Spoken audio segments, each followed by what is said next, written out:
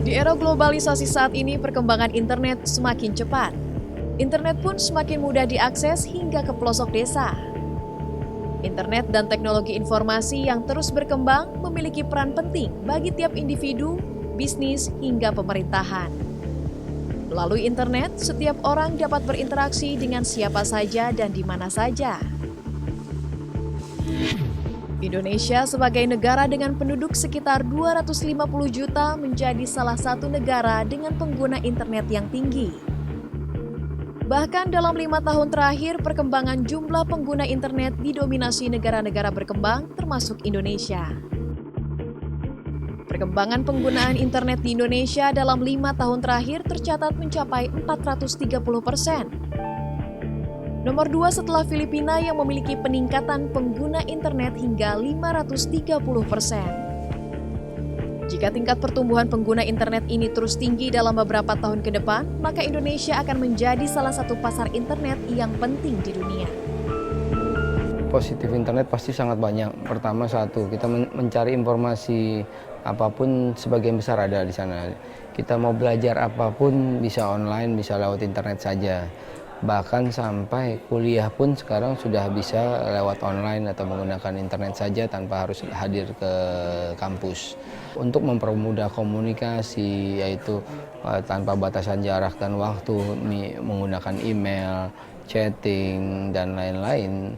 Jadi internet paling banyak adalah melakukan komunikasi dengan cepat dan mudah, walau tanpa ada batas jarak fisik antara kedua orang, sehingga banyak sekali manfaat yang ada di internet gitu.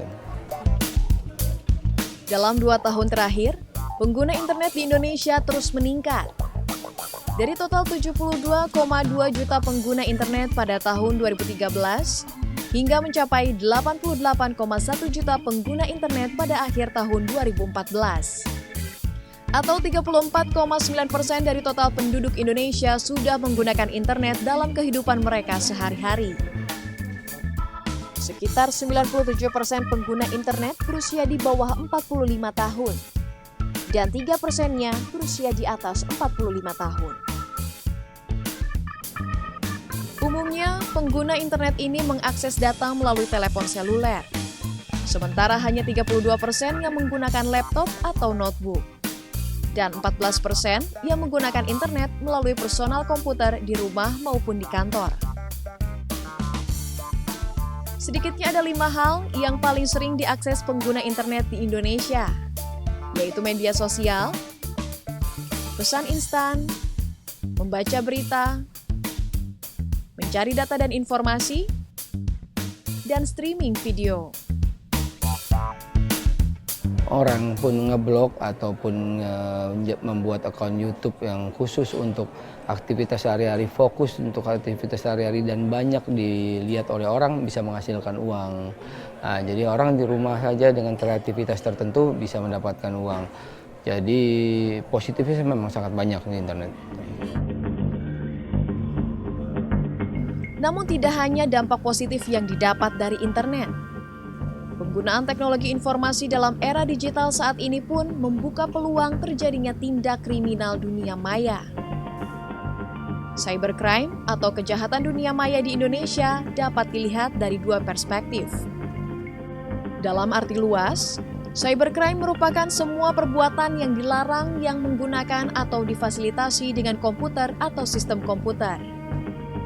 Sementara dalam arti yang lebih spesifik, cybercrime merupakan perbuatan-perbuatan yang dilarang yang targetnya adalah keamanan, integritas, ketersediaan data, keamanan, dan integritas komputer atau sistem elektronik.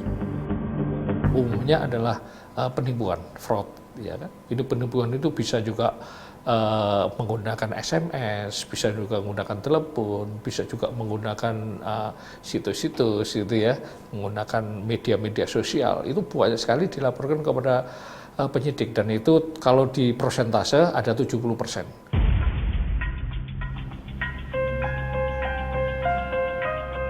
Seiring dengan perkembangan internet, tindak kejahatan pun ikut berkembang memanfaatkan fasilitas internet.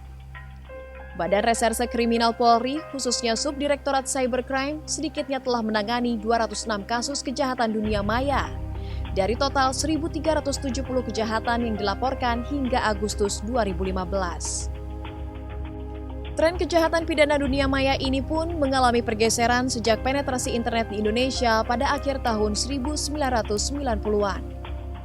Tindak pidana kejahatan dunia maya ini mayoritas didominasi oleh kejahatan fraud alias penipuan. Kemudian diiringi dengan kejahatan perjudian online, pornografi, penghinaan, dan pemerasan. Selain itu juga terjadi pencurian ID, DDoS atau hacking, hingga berbagai hal ilegal yang dilakukan secara online.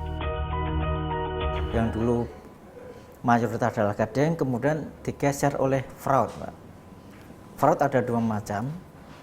Yang paling banyak terjadi adalah pertama website fraud. Itu pun sekarang juga sudah mulai sedikit. Kemudian yang kedua adalah email fraud atau email hijacking. Beragam jenis kejahatan dilakukan dalam dunia cyber. Para pelaku yang memang memahami teknologi informasi biasanya mencari kelemahan dalam dunia internet sehingga mereka dapat menjalankan aksi jahatnya. Pelaku kejahatan jenis ini pun tak mengenal batas-batas administrasi negara. Pelaku bisa warga negara Indonesia atau bahkan warga negara asing yang melakukannya dari Indonesia maupun dari luar negeri. Target maupun sasaran kejahatan mereka pun menembus batas negara.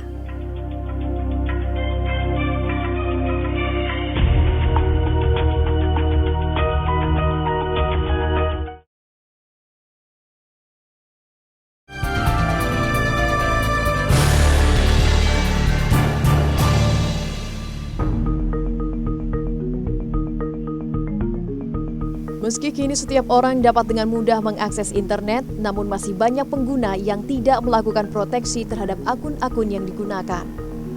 Email, media sosial, internet banking, bahkan penggunaan kartu kredit maupun kartu debit yang terkoneksi dengan internet adalah akun yang paling mudah dan sering menjadi sasaran kejahatan cybercrime atau dunia maya.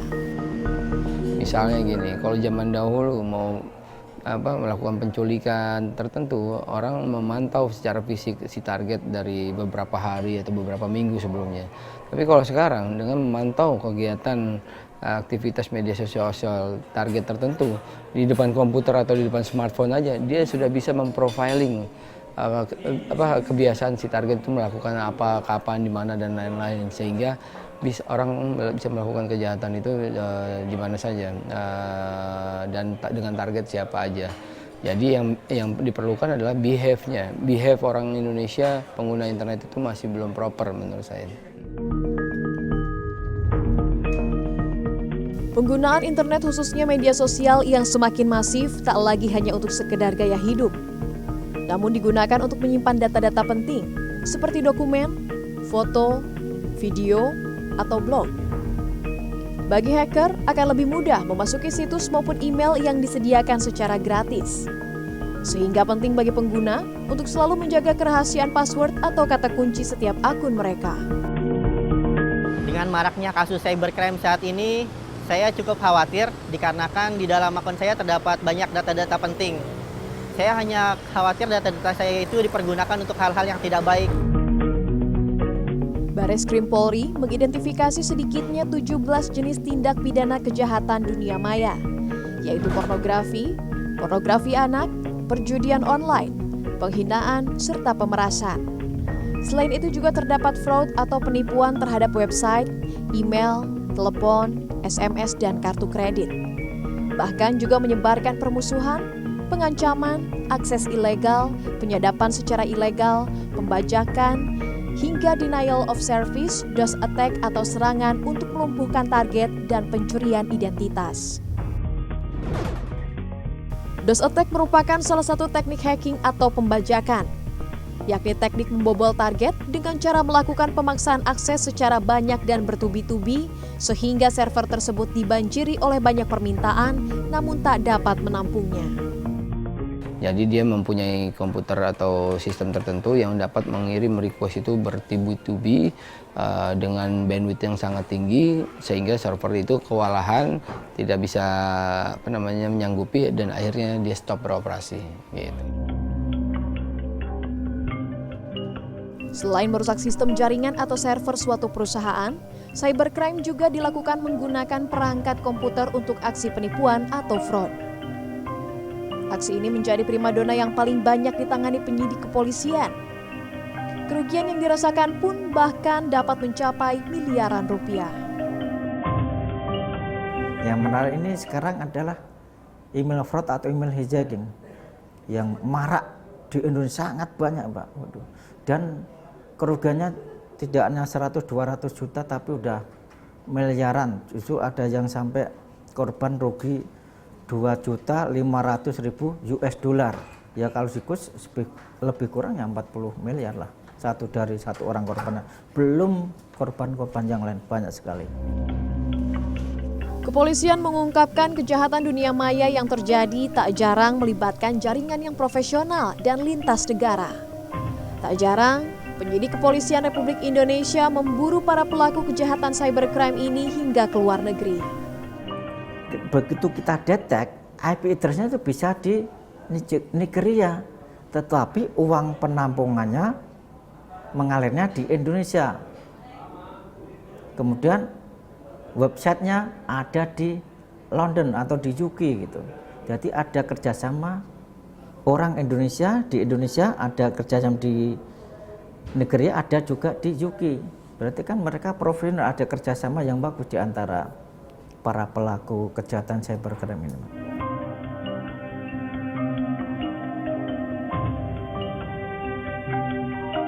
Kemudahan dalam mengakses internet mendukung siapa saja untuk masuk dalam peluang bisnis. Situs-situs maupun aplikasi jual beli barang maupun jasa secara online semakin marak digunakan untuk kemudahan dalam kehidupan sehari-hari. Namun, peluang ini justru dimanfaatkan pihak yang memanfaatkan kemajuan teknologi media untuk menjalankan aksi kejahatannya. Aksi jahat bisa dilakukan oleh salah satu pihak, baik penjual maupun pengguna jasa atau barang, sehingga tak menutup kemungkinan bagi kedua belah pihak untuk mengalami kerugian. Ketika berbelanja, itu pastikan ada penyelenggara jasa e-commerce itu adalah memberikan jaminan keamanan data pribadi. Itu yang penting, apakah dia mengatur atau tidak. Kalau itu tidak mengatur terkait jaminan data pribadi si konsumen ini kan terkait dengan kartu kredit, data-data pribadinya. Nah ini kalau dia memberikan suatu jaminan bolehlah melakukan suatu pembelian, tetapi kalau tidak, mohon untuk tidak melakukan belanja online terhadap jasa penyelenggaraan e-commerce yang tadi. Selain pengawasan yang dilakukan oleh aparat kepolisian, penggunaan internet juga diawasi oleh Kementerian Komunikasi dan Informatika. Tidak sedikit juga, Kementerian Kominfo menerima laporan masyarakat terkait situs-situs berkonten negatif seperti pornografi maupun yang mengandung sara dan bertujuan untuk menghasut. Ya, kita ketahui pada saat ini ada sekitar 80 juta lebih mungkin saya pikir ya pengguna internet di Indonesia.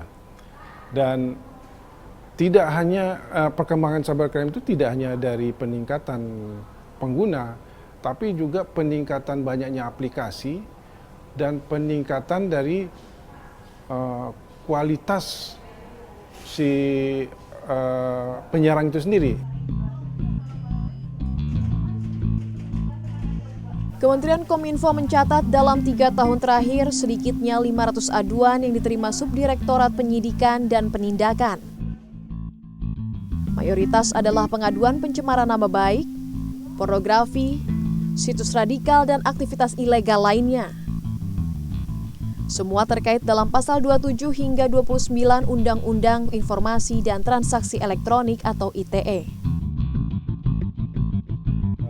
Korban dapat melapor ke Kominfo, datang langsung atau melalui telepon atau melalui email. Tentu saja dalam mereka hadir di Kominfo itu harus dilengkapi dengan identitas si pelapor, yaitu misalnya KTP ataupun data pendukung, atau dan juga si korban juga harus dapat menjelaskan kronologis terjadinya peristiwa-peristiwa yang menimpa korban.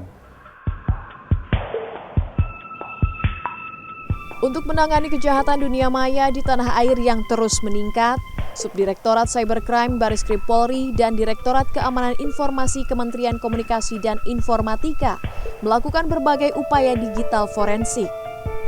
Pemeriksaan dilakukan untuk mengidentifikasi pelaku maupun modus kejahatan yang dilakukan.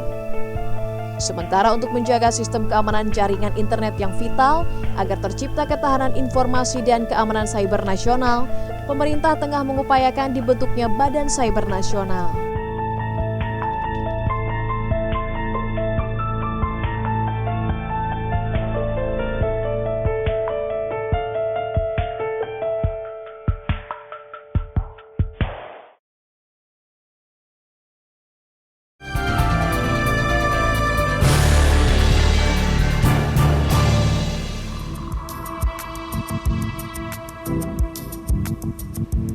Penggunaan internet semakin hari semakin meluas. Berbagai kepentingan dapat dilakukan dengan memanfaatkan internet. Seiring dengan itu, guna menjaga keamanan dan kenyamanan dalam berinternet, berbagai upaya dilakukan pemerintah. Seperti yang dilakukan Kementerian Komunikasi dan Informatika. Dalam kasus kejahatan internet, Direktorat Keamanan Informasi Kementerian Kominfo siap menelusuri aduan masyarakat yang menjadi korban tindak kriminal dunia maya. Dalam setiap aduan, petugas akan mencatat data pelapor dan kronologi kejadian yang dilaporkan merugikan korban atau pelapor. Dan dalam berbagai laporan yang masuk, umumnya yang dilaporkan berupa pembajakan akun dan berujung pada pencemaran nama baik. Penyidik Kominfo akan bekerja memeriksa data laporan tersebut, kemudian mencari informasi di dunia internet, kemudian dapat juga nantinya setelah kasus tersebut kita tetapkan memenuhi unsur-unsur yang dilanggar di dalam Undang ITE, itu dapat ditingkatkan di penyidikan.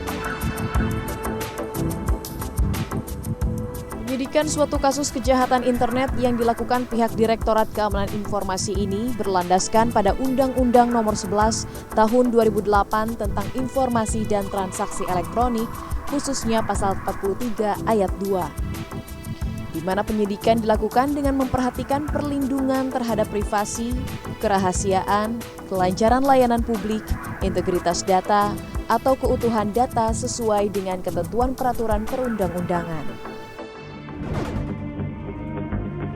Tentu dalam penyidikan, tim penyidik juga didukung oleh perangkat investigasi forensik digital. Di antaranya adalah Celebrate UVET, yang biasa digunakan untuk menelusuri jejak komunikasi seseorang melalui telepon selular. Entah itu SMS, entah itu dia panggilan berapa kali, bahkan ketika dia menggunakan aplikasi pihak ketiga, kalau saya bisa menyebutkan dia WhatsApp, dia melakukan komunikasi melalui Facebook, yang terinstal di dalam handphone tersebut, itu data-data yang terjadi terkomunikasi antar handphone itu bisa kita ketahui. Nah, dari perangkat tersebut kemudian kita bisa menyimpulkan bagaimana tindak pidana itu terjadi. Ya, ini adalah server, ini untuk menyimpan gambar-gambar ya, digital forensik. Jadi ini semua. Selain Kementerian Kominfo, Subdirektorat IT dan Cybercrime Bareskrim Polri pun memiliki perangkat canggih hingga laboratorium forensik digital yang sudah meraih akreditasi ISO 17025-2008. Di mana prosedur penyidikan sudah memenuhi standar internasional. Di dalam laboratorium cybercrime atau Cybercrime Investigation Center milik Bareskrim Mabes Polri inilah para penyidik dunia cyber berpatroli di dunia maya. Di sini ada laboratorium dan ada peralatan-peralatan yang menurut saya sangat canggih ini untuk memonitor untuk patroli dunia maya gitu ya. Jadi untuk scanning segala sesuatu yang terjadi di dunia maya. Jadi bagi kami ya tidak terlalu sulit untuk bisa mendeteksi cybercrime, ya kan. Demikian juga kita bisa mengungkap, ya, menangkap pelakunya. Nah, namun demikian kita juga perlu kerjasama yang erat dengan stakeholder sehingga kita lebih mudah untuk bisa melakukan langkah-langkah penyidikan.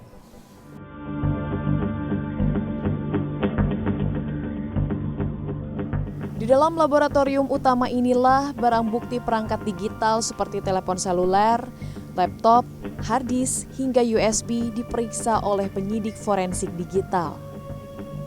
Forensik digital merupakan proses dalam mengumpulkan, mengakuisisi, memulihkan, menyimpan, dan memeriksa informasi dan atau dokumen elektronik yang terdapat dalam sistem elektronik atau media penyimpanan berdasarkan cara dan dengan alat yang dapat dipertanggungjawabkan secara ilmiah untuk kepentingan pembuktian. Paling sulit kalau di dunia cybercrime, penyidikan cybercrime adalah tahap penyelidikan. Nah, tahap penyelidikan ini biasanya kita melakukan online investigation atau penyelidikan online. Jadi itu lebih banyak kita berkutat di depan komputer, Pak, secara online kita menyelidiki, ya kita lakukan cyber surveillance, kemudian berbagai upaya-upaya untuk menyelidiki secara online terhadap TO yang sedang menjadi target kita.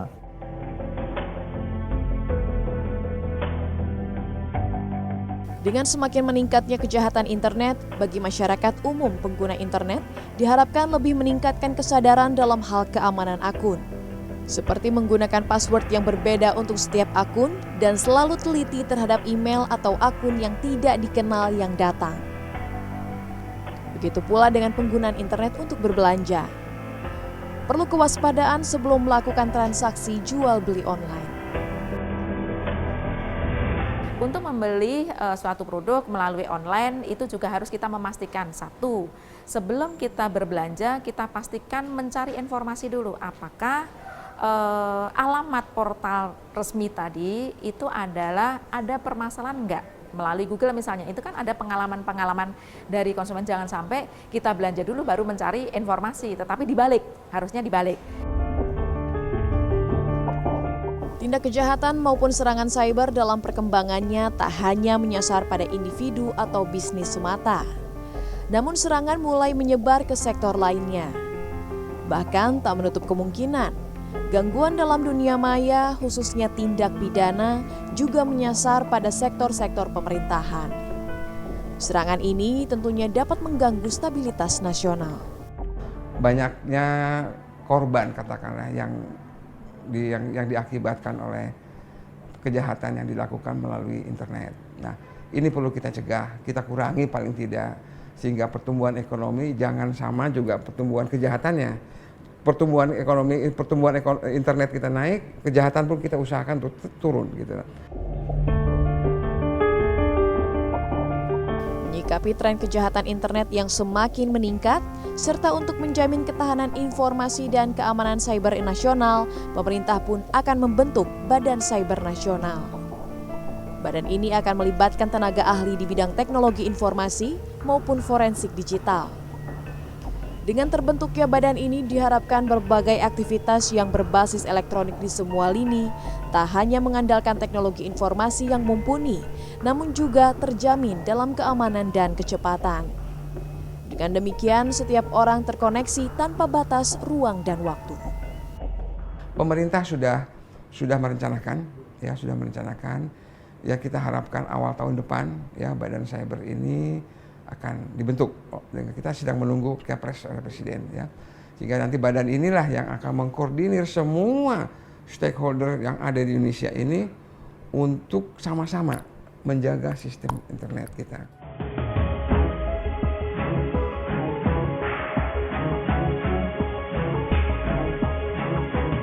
Apa yang dilakukan pemerintah maupun pihak kepolisian dalam penegakan hukum terkait dengan penggunaan internet tidak lain adalah untuk melindungi para pengguna internet dari berbagai tindak kejahatan dunia maya.